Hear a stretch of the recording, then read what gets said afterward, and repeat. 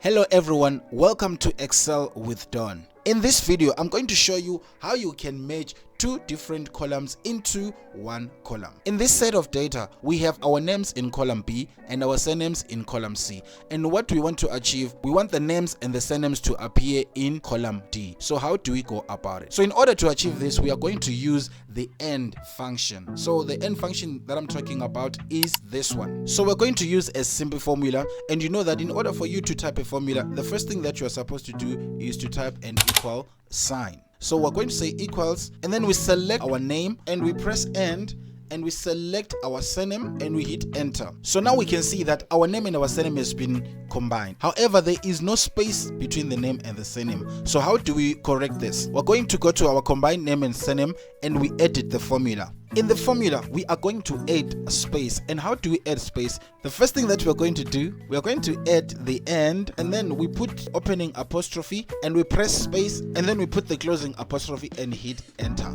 And just like that, we now have the name in column B and the surname in column C combined in column D.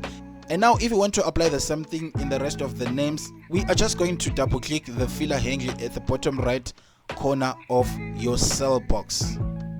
And there we go, our names and surname, they are now combined in a new column, which is column D.